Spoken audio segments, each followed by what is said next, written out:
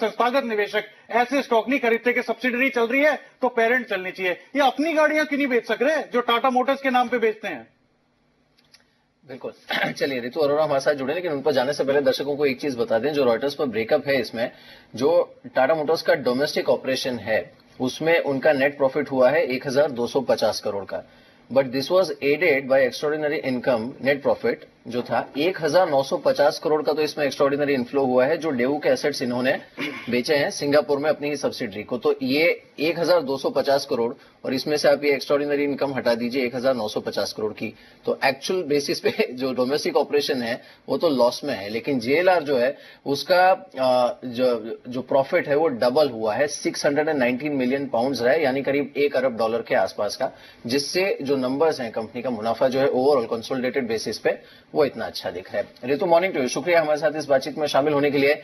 I know you may not want to comment stock specific, लेकिन Tata Motors जिस तरह का परफॉर्मेंस रहा है कंपनी का और ऑटो स्पेस में जिस तरह की दिक्कतें रही हैं या फिर जिस तरह का न्यूज फ्लो रहा है, परफॉर्मेंस रहा है टाटा मोटर्स का, आपका व्यू क्या है? ऑटो स्पेस में काफी दिक्कतें हैं और मेरे ख्याल से बनी रहेंगी। Raw material cost per pressure है,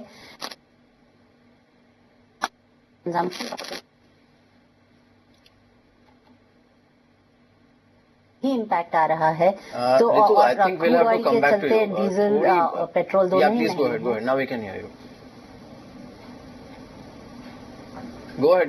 मैं ये कह रही थी ऑटोमोबाइल्स में दिक्कतें हैं और बनी रहेंगी। इंटरेस्ट रेट हाई होने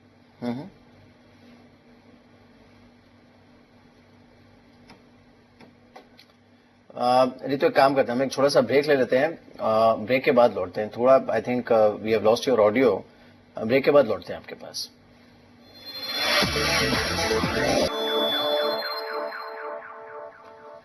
ब्रेक के बाद एक बार फिर से आपका स्वागत है।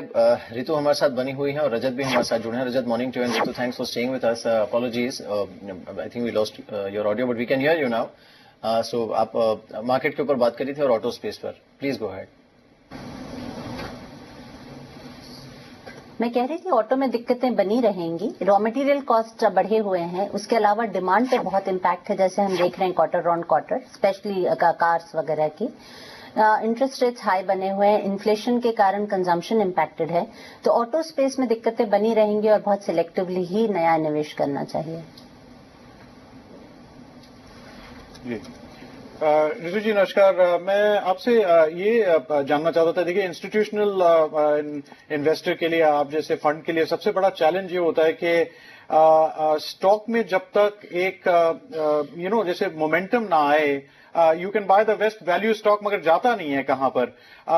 आप अभी संस्थागत निवेशकों का जोर या जो रुझान है किस तरफ पे देख रहे हैं, किस सेक्टर पे उनको लगता है कोई इन्फ्लेक्शन पॉइंट आ रहा है या स्ट्रक्चरल चेंज जो है जिसकी वजह से शायद प्री इन्वेस्टमेंट करके रखनी चाहिए?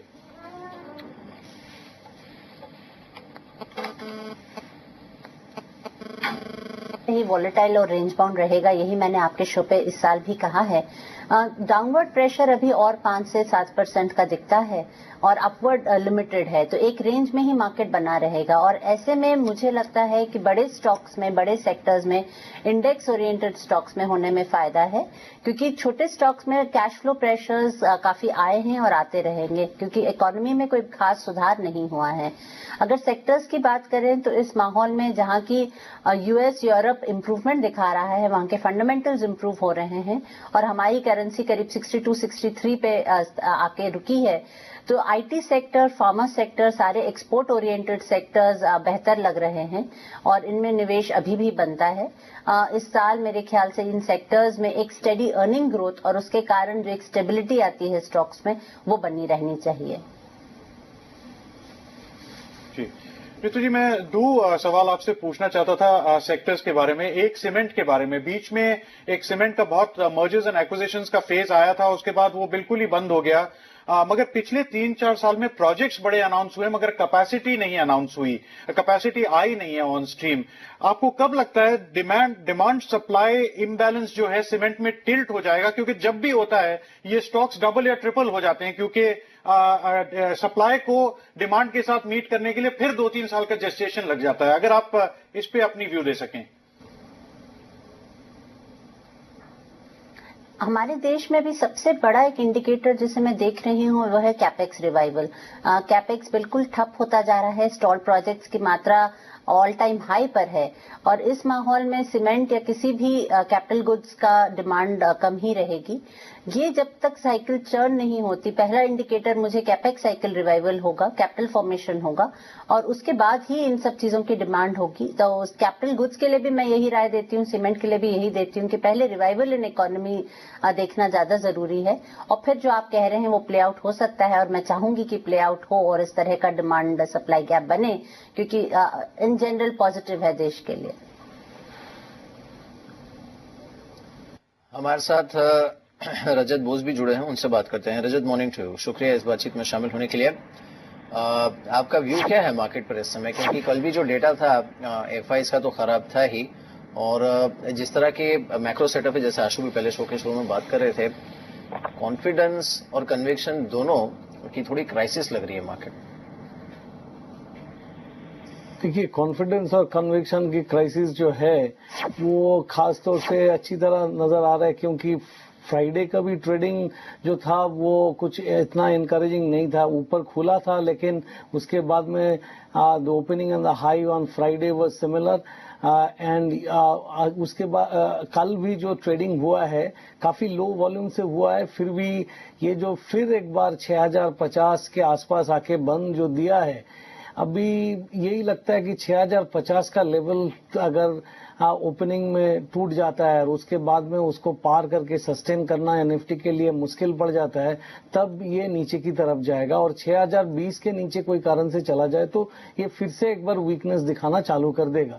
ये जो 4-5 दिन का थोड़ी सी ऊपर की तरफ मूवमेंट जो हुआ था, ये सिंपली एक पुल बैक रैली जैसा रह जाएगा। उसके बाद में डाउन ट्रेंड रिज्यूम होने की पॉसिबिलिटीज ज्यादा बन जाता है और 6000 से मान लीजिए 5975 ये स्तर पे जो दोनों 200 डे एक्सपोनेंशियल मूविंग एवरेज है, वो कोई कारण से दोबारा टूट जाए तो that would be a very damaging thing for the market, क्योंकि एक बार तोड़ा था तो उसके बाद में एक बार बाई सिग्नल आता है, क्योंकि first time 200 day moving average तोड़ने से एक बार बाइंग आता है, लेकिन वो दोबारा जब टूटता है तब दैट मींस कि now there is no strength left, उसके बाद में नीचे जाने का संभावना ही ज्यादा पैदा होता है। तो इसलिए आज मैं यही कहूंगा कि जब तक ये 6063 से लेके 6070 ये रेंज के ऊपर ना जाए तब तक मत सोचिए कि 6050 के ऊपर सस्टेन हो चुका है और हो गया है, और इसलिए फ्रेश बाइंग ना करें। नीचे की लेवल पे अगर शॉर्ट पोजीशन बिल्डअप करना है तो एग्रेसिव शॉर्ट सेलर्स जो है वो 6050 के नीचे बिल्ड कर सकता है और बाकी 6020 तोड़ने से फिर से शॉर्ट पोजीशन बिल्डअप होना चालू हो जाएगा। लॉन्ग पोजीशन को लिक्विडेट कर लेना, घटा ले, थोड़ा सा कम कर लेना, वो बेहतर होगा। बट फ्रेश लॉन्ग पोजीशंस कोई भी हालत में एडविजेबल नहीं है। जहां तक बैंक निफ्टी का सवाल है, 10,225 से 10,235 बहुत महत्वपूर्ण है। ये रेंज के नीचे जब चला जाएगा बैंक निफ्टी तो फिर से एक बार डाउन स्विंग होने की संभावना पैदा हो जाता है। कोई कारण से 10,130 के नीचे जाने से बैंक निफ्टी और वीकनेस दिखाएगा, लेकिन panic in bank Nifty will only happen when 9,850 will get broken. Banks are looking decisively weak once again. ऐसा होता है कभी कभी आप तवे को गर्म करके रखते हैं, उसके ऊपर एक पानी का छींटा डालते हैं या एक तेल का छींटा डालते हैं, तो क्या होता है, तो हो सकता है किसी दिन भी मार्केट में हो जाए और आपको 100 पॉइंट ऊपर मिल जाए, क्योंकि एफआईज को पता है कि यहाँ तो पैसे ही नहीं है किसी के पास, चलो जी 1000 करोड़ आज डाल दो, बूम ऊपर। तो आप ये नहीं लेके चलना कि हर मार्केट जिस दिन आप सोचते हो वीक है, अगर मैं उनकी साइड पे बैठा होता मैं कहता हाँ जी ये तो आज वीक ही समझ रहे सब, चलो आज फंसाओ मार्केट को, तो आप ध्यान रखना क्योंकि ये होगा, मगर इसमें कोई ट्रेंड नहीं बनती है। तो मैं ये आपसे कहना चाहता था, ट्रेंड नहीं है और आप सबसे समझदारी का काम कर रहे हैं कि ट्रेंड जब नहीं है आप बीच में नहीं घुस रहे मार्केट में, मगर बहुत सारे मिड कैप स्टॉक हैं जहां पर ट्रेंड भी है, फैशन भी है, प्रॉफिट भी है। रजत जी भी होंगी, ऋतु जी भी होंगी, दोनों से बात करेंगे। चले आप एक ब्रेक ले लीजिए, शेयर बाजार लाइव में दोनों गेस्ट से पूछते हैं ट्रेंड कहां है मिड कैप में।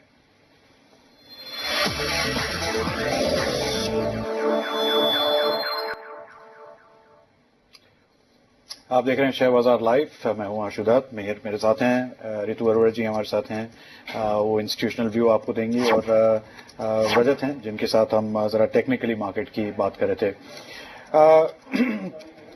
ऋतु जी, फंड फ्लोज जो हैं उसके बगैर तो कोई तरीका ही नहीं है इन्वेस्ट करने के लिए, और फंड फ्लोज भी चिकन एंड एग सिचुएशन हो जाती है कि फंड तब आते हैं जब मार्केट चलता है, जब मार्केट नहीं चलता है, जब आने चाहिए तब नहीं आते हैं। आप फंड्स का रुझान कैसे देख रही हैं कि फंड फ्लो इंस्टीट्यूशनल इन्वेस्टर्स के पास आ रहे हैं, और अगर आ रहे हैं इंस्टीट्यूशनल इन्वेस्टर्स कंफर्टेबल हैं इक्विटी में रहने के लिए, या कैश पोजीशन अपनी ज्यादा होल्ड करके बैठे हैं?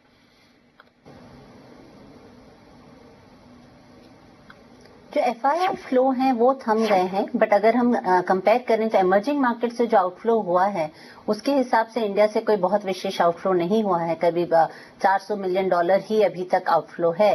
तो एफआईआई मैं कहूंगी थम गए हैं, आउटफ्लो नहीं है। जहां तक डोमेस्टिक इंस्टीट्यूशनल इन्वेस्टर्स का सवाल है, इक्विटी में इन्वेस्ट करने के लिए बहुत कंफर्टेबल हैं, बट बहुत ज्यादा इनफ्लो फंड्स में नहीं देखा जा रहा है। बहुत बड़ी कैश पोजीशंस भी मुझे नहीं लगता कोई बनाए हुए हैं, क्योंकि ऐसे कोई करेक्शन या किसी एक इवेंट का इंतजार करना अभी कोई बनती नहीं है। तो रीजनेबली इन्वेस्टेड ही हैं, और मुझे लगता है फरवरी मार्च काफी पीक होता है इंडिया में इंश्योरेंस सेल्स के हिसाब से भी, म्यूचुअल फंड्स के हिसाब से भी, टैक्स सेविंग्स के हिसाब से भी। तो डोमेस्टिक इंस्टीट्यूशनल इन्वेस्टर्स का इन्वेस्टमेंट रहना चाहिए। बहुत बड़ा फ्लो मुझे नहीं दिख रहा।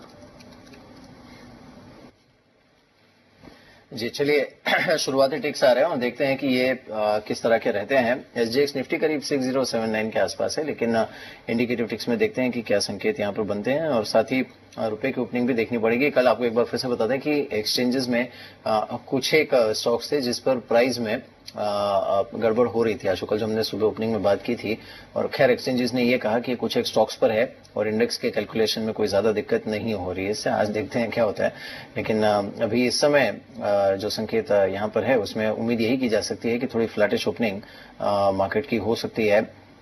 रजत, आज के लिए कोई एक दो स्टॉक्स अगर आप बताना चाहें till we get indicative ticks जहां पर नजर रखी जा सके।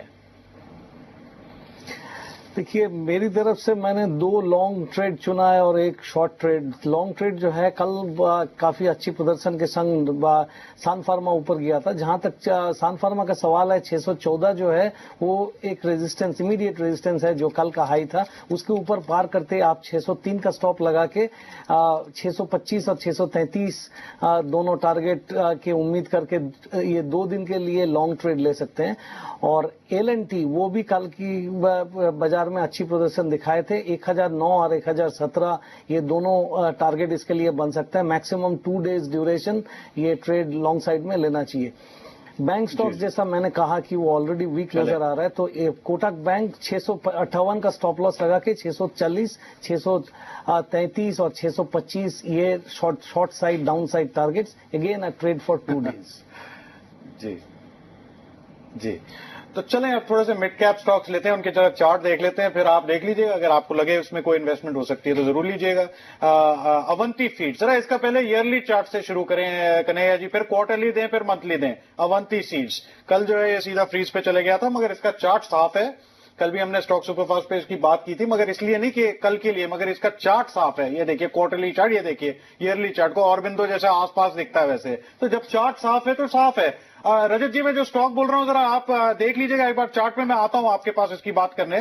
फेडर्स लॉयड जरा लीजिएगा, FEDDERS लॉयड। देखिए ऐसा पूरे साल रुकते हो, निफ्टी 5% नहीं चलता, 5% नहीं बनते आपके हैं, तो इसकी जगह आप ऐसा स्टॉक ले लो जो आज ही बन जाए 5-6%, फिर मजे करो पूरे साल। चलिए फेडर्स लॉयड का जरा क्वार्टरली चार्ट दिएगा। देखिए इसमें क्या पहले एक्यूमुलेशन हुआ, फिर डिस्ट्रीब्यूशन हो गया, फिर लगता है एक्यूमुलेशन शुरू हुआ है, मगर इसमें स्टॉप लॉस रखना, बिकॉज इसका अवंती जैसा इतना साफ चार्ट नहीं है फेडर्स का। चलिए एक हार्टसून एग्रो ले लें।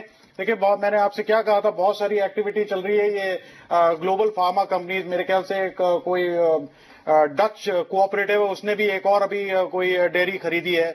तो ये जितने दुनिया की, ये देखिए क्या हार्टसून एग्रो, ऐसा चार्ट होना चाहिए ना, मजा आए देखने में भी के। तो फर्स्ट क्लास चार्ट है आपके सामने, मेरे कहने से ना सुने, आप सामने देख लेना। ये तो MBA में सिखाते हैं ना जी, मार्केट सिर्फ ऐसे चलता जाता है, प्रॉफिट सिर्फ ऐसे चलते जाते हैं, तो होता नहीं है, मगर चार्ट पे है। तो आप ये देखें, तो 3 स्टॉक आपके लिए। चले रजत जी, इन तीनों में से अगर आपने चार्ट देखे हो, अवंती फीड्स, फेडर्स लॉयड, हार्टसून, इसमें कोई अगर आप टिप्पणी कर सके अपनी।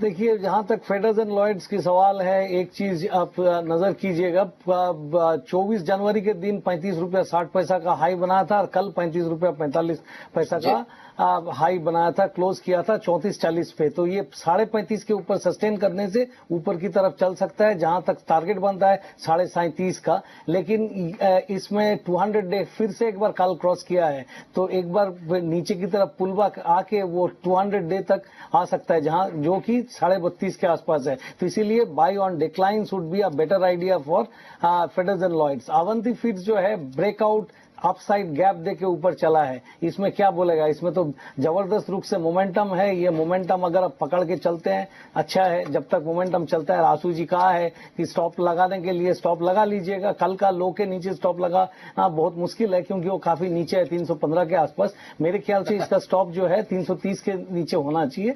और बाकी जो थर्ड स्टॉक हटसुन एग्रो आपने कहा है, वो ऑलरेडी काफी चल चुका है।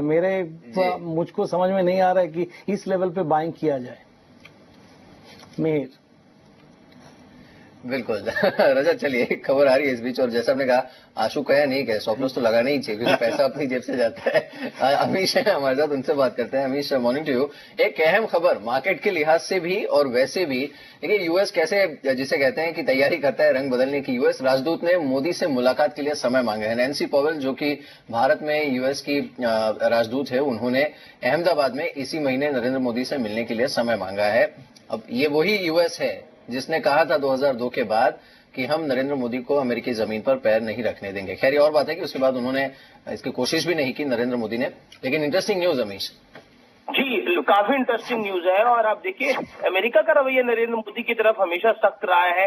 हालांकि इस डोमेस्टिक इलेक्शन के सीजन में हालांकि इस पूरे मुद्दे के ऊपर खास तौर पर वीजा की कोई बात नहीं होगी, क्योंकि देश में चुनावों का इस समय माहौल है। लेकिन सिग्नल बहुत हद तक साफ है कि कहीं ना कहीं US wants to do business with Narendra Modi, because कहीं ना कहीं उनका जो पॉलिटिकल इन्फ्लुएंस है, जो उनका राजनीतिक तौर पर देश में बढ़ता हुआ कद है, यूएस को भी वो समझ में आ रहा है कि एक उस प्रक्रिया का बड़ा हिस्सा हो सकता है। इस महीने की 14 तारीख या फिर 15 तारीख को यूएस राजदूत जो है नरेंद्र मोदी से अहमदाबाद में उनके ऑफिस में मुलाकात कर सकते हैं, जो हमारे सूत्र इसमें जानकारी दे रहे हैं। और सिग्निफिकेंट पूरी ये जो पूरी मुलाकात है, ये सिग्निफिकेंट है अपने आप में।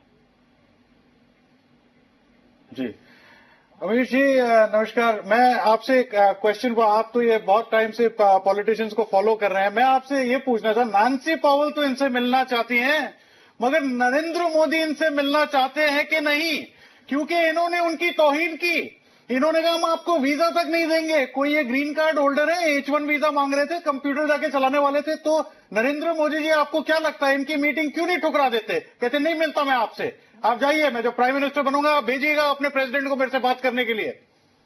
जी देखिए, बिल्कुल आपकी बात वाजिब है, लेकिन देखिए क्योंकि देश में इस समय चुनावों का माहौल है और नरेंद्र मोदी कहीं ना कहीं सिग्नल पॉजिटिव दे रहे हैं, जो हमें खबर मिल रही है। और उसके मुताबिक नरेंद्र मोदी के ऑफिशियल सोर्सेज जो हमें जानकारी दे रहे हैं, उसके मुताबिक 14 और 15 को मुलाकात होगी। और नरेंद्र मोदी देखिए जिस तरह के नेता हैं, और उन्होंने उसके बाद आप देखिए जब से उनको वीजा मना किया गया उसके बाद उन्होंने वीजा मांगा नहीं है। और इस मीटिंग में भी वीजा की बात होगी डायरेक्टली, ये बिल्कुल संभव नहीं है, क्योंकि कहीं ना कहीं यूएस भी एकदम ये सिग्नल नहीं देना चाहेगा कि हम तो एकदम जिस तरह से मोदी का कद बढ़ा और हमको उनके पीछे आना पड़ा। देखिए स्ट्रैटेजिकली और डिप्लोमेटिकली ये काम होगा। नरेंद्र मोदी अगर देखिए, अभी तो ये 2 ओपिनियन पोल्स हैं जिसमें मोदी को आगे दिखाया जा रहा है, वो प्रधानमंत्री बनेंगे नहीं बनेंगे ये तो वाकई चुनाव तय करेंगे। लेकिन मौजूदा स्थिति के अंदर नरेंद्र मोदी को पता है कि उनको भी यूएस के साथ डील करना है और यूएस को भी पता है उनको उसके साथ डील करना है। तो उस परिस्थिति का मैरिज ऑफ कन्वीनियंस हम कह सकते हैं।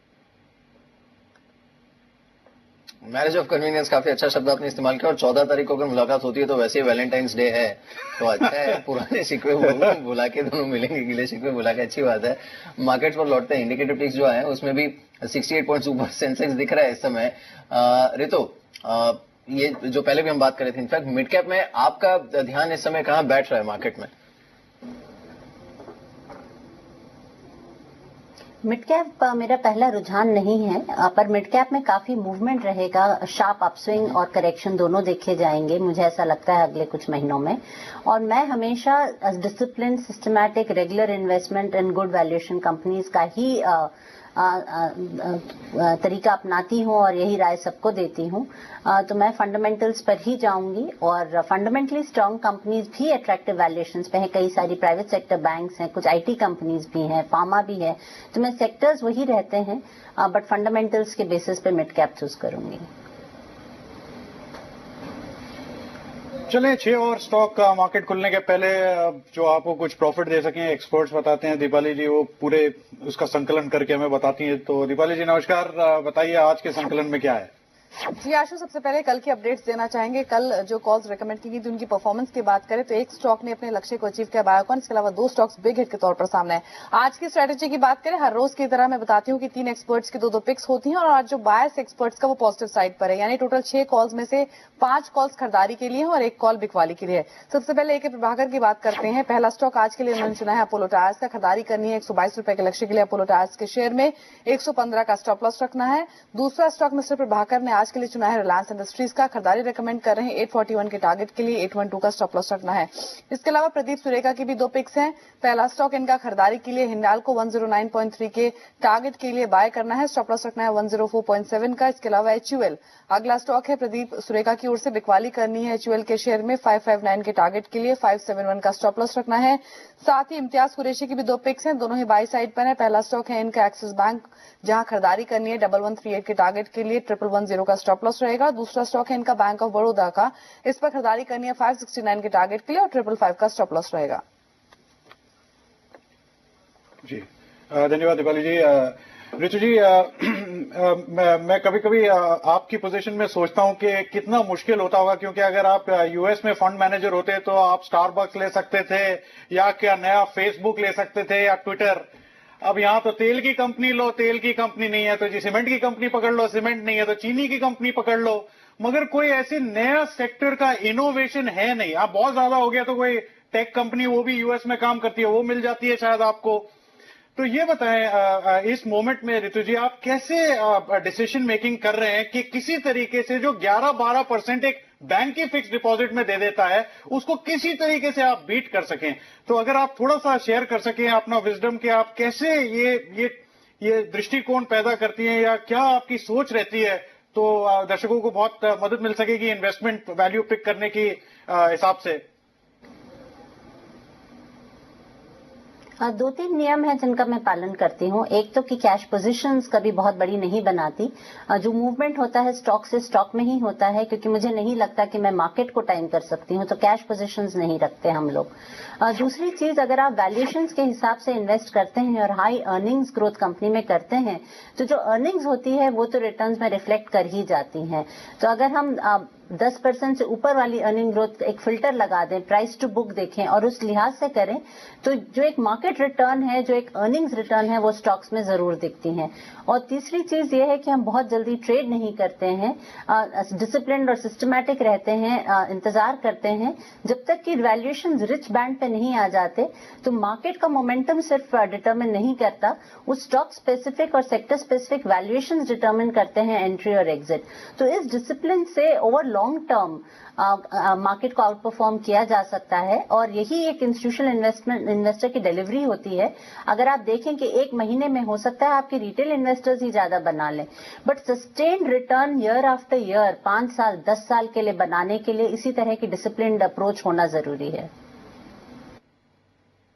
जी ऋतु जी, आप जो अगर मैं एक लफ्ज इस्तेमाल कर सकूं, अब सही है कि नहीं तो मैं नहीं जानता, मगर एक रेगुलेटरी एक्टिविज्म जिस सेक्टर में है, जैसे फर्टिलाइजर हो गया, शुगर हो गया, टेलीकॉम हो गया, जहां पर सरकार जो है, या तेल हो गया, हमेशा अपने हाथ पैर डाल के घुसी हुई है। मतलब जैसे ही प्रॉफिट होने लगता है, हाँ जी ये तो प्रॉफिट अलाउ नहीं कर सकते, ये तो खराब चीज है, प्रॉफिट क्यों हो रहा है यहाँ पर। तो अगर जो ऐसे सेक्टर हैं जहां पर रेगुलेटरी एक्टिविज्म है सरकार के बनिस्बत या बहुत सारी लिटिगेशन है, आप उन सेक्टर्स में होंगी, specifically sugar, oil and gas, fertilisers? ऐसे सेक्टर्स में इन्वेस्ट करना मुश्किल होता है, काफी न्यूज ड्रिवन फ्लोज आते हैं, काफी सारे अनाउंसमेंट्स आ सकते हैं, तो कठिन हो जाता है। पर इनमें भी कुछ आप कंप्लीटली इन सेक्टर्स को अवॉइड नहीं कर सकते, जैसे ऑयल एंड गैस तो बहुत बड़ा सेक्टर है, तो इनमें हम निवेश करते हैं, बट फिर उसमें इकोनॉमिक फंडामेंटल्स के बेसिस पे करते हैं और एक एक्सपेक्टेशन जो बन रही होती है मिनिस्ट्रीज वगैरह से मिलकर, जो एक जनरल एक्सपेक्टेशन होती है उसके हिसाब से करते हैं। पूरी तरह से तो प्रिडिक्ट नहीं कर सकते कि रेगुलेटरी एक्शन क्या होगी। होपफुली ओवर द इयर्स ये कम होती जाएगी। हम डीजल प्राइस में भी डीरेगुलेशन की तरफ रुझान देख रहे हैं, तो देश के लिए अच्छा तो यही होगा कि ओवर टाइम इस तरह के रेगुलेटरी इंटरवेंशंस कम होते जाएं। बिल्कुल। चलिए, शुक्रिया रितु हमारे साथ इस बातचीत में शामिल होने के लिए। Thanks for joining us, pleasure having you on the show. Rajat भी हमारे साथ बने हुए हैं। आपको ये बता दें कि इंडिकेटिव टिक्स में टाटा मोटर्स का काउंटर 4.5% ऊपर है और जेपी एसोसिएट्स जिनके नंबर्स उम्मीद से खराब आए थे, उनकी खुद की उम्मीद से भी खराब निकले थोड़े, ये करीब 2.5% नीचे है। 66 पॉइंट ऊपर सेंसेक्स और निफ्टी 19 पॉइंट्स ऊपर इंडिकेटिव टिक्स में दिख रहा है। रजत, जेपी एसोसिएट्स पर आपकी राय क्या है?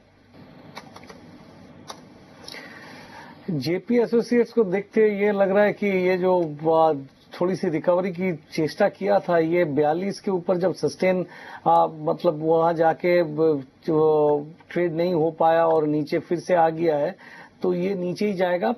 इस बार मुझको 35 टूटने की संभावना दिख रहा है, क्योंकि इसमें आज शायद गैप डाउन ओपनिंग के साथ 35 टूटने का 35 के नीचे तो नहीं खुलेगा, लेकिन ड्यूरिंग द डे 35 टूटने का भी पॉसिबिलिटी समझ में आ रहा है। ये वीक काउंटर है जी। तो संक्षेप में जेपी एसोसिएट इस सब ग्रुप से थोड़ा सा अगर आप दे रहे हैं, क्योंकि ये तभी चलते हैं जब मोमेंटम होता है और मेरे मोमेंटम बहुत बुरी तरह टूट चुका है और उम्मीद दुनिया कायम है, इसलिए फंडामेंटल ज्यादा मत ढूंढें। चार्ट पे उम्मीद है, चार्ट ठीक है तो उम्मीद भी ठीक है। अब मार्केट खुलने वाला, मैं मेयर को दे देता हूँ। चलिए, ये भी देख लेते हैं कि आज चार्ट और कहाँ खराब है, जहां पर उम्मीद थोड़ी कम दिख रही है। एक तो जेपी एसोसिएट्स, इसके अलावा पीएनबी, भारतीय एयरटेल। इनफैक्ट टेलीकॉम स्टॉक्स पर नजर रखिएगा, सब पर ही। कल मार्केट बंद होने के बाद आरकॉम ने भी कुछ रीस्ट्रक्चरिंग अनाउंस की, खैर वो मैनेजमेंट लेवल पे है। आइडिया में हमने देखा ही